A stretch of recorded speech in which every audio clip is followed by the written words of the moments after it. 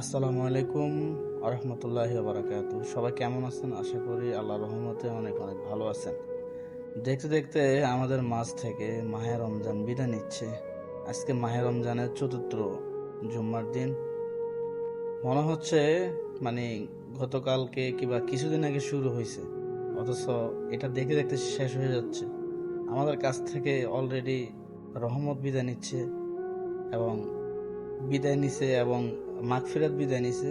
এখন নাজাতের 10 দিন চলছে। জানি না এই রমজানের উসিলা আল্লাহ আমাদেরকে ক্ষমা করবে কিনা, কিন্তু আমরা পাপী বান্দা। আমরা আল্লাহর কাছে ক্ষমা ছাড়া আর কার কাছে ক্ষমা চাইবো? আল্লাহ যদি আমাদেরকে ক্ষমা না করে, আমরা দোয়া করবো আল্লাহ যেন আমাদেরকে মাফ করে দেয় এবং আমাদের রোজা, সাহারি, ইফতার, তারাবি এগুলো যেন আল্লাহ কবুল করে নেয়। বাদ বাকি যে রোজাগুলো বাকি আছে, আল্লাহ যেন পরিপূর্ণভাবে ইমানের সাথে থাকার তৌফিক দান করে। এবং আগামী রমজান আমরা সবাই বাঁচবো কিনা, সবাই হায়াত পাবো কিনা, আমরা কেউই জানি না। আল্লাহর কাছে একটা ফরিয়াদ জানাই যে আগামী রমজান পর্যন্ত আমাদেরকে পৌঁছাইয়া দেন, এবং কি পুরো পৃথিবীর মানুষদেরকে আল্লাহ খাস রহমত নাজিল করুক। এবং যারা নির্যাতিত আছে, যারা অসহায় আছে, আল্লাহ যেন সবাইকে সাহায্য করে।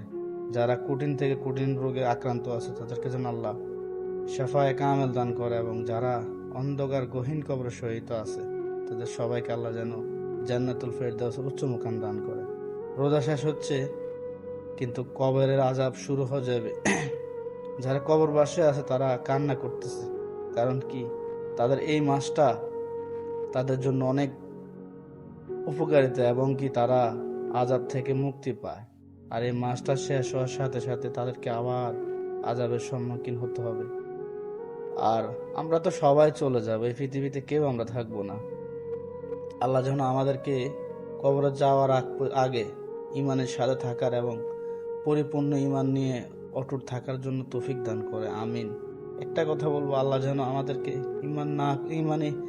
ইমানে না এনে এবং কি আমাদেরকে খাঁটি মুসলিম না বানিয়ে কবরে যেন না ডাকে, এই দোয়াই করব। আজ বাংলাদেশ এবং পুরো পৃথিবীতে যা হচ্ছে আপনারা সবাই জানেন। একে অপরকে মারছে, হত্যা, খুন, ধর্ষণ সব হচ্ছে, যেগুলো আসলে মুখ দিয়ে প্রকাশ করার মতন না। তারপরে বর্তমান যে ইরান, আমেরিকা এবং ইসরায়েলের মধ্যকার যে যুদ্ধ চলতেছে, আশা করব আল্লাহ যেন আমাদের মুসলিমদেরকে বিজয় দান করে। এবং কাফের তো কাফের রে, ইহুদি তো ইহুদি। আল্লাহ নিজেই নিকৃষ্ট এই জাতির কথা উল্লেখ করছে। তারা বেঈমান, তারা মুনাফেক, তারা মুসলিমদেরকে নিয়ে ছেলে খেলা খেলা। আল্লাহ যেন তাদেরকে ধ্বংস করে দেয় এবং মুসলিমদেরকে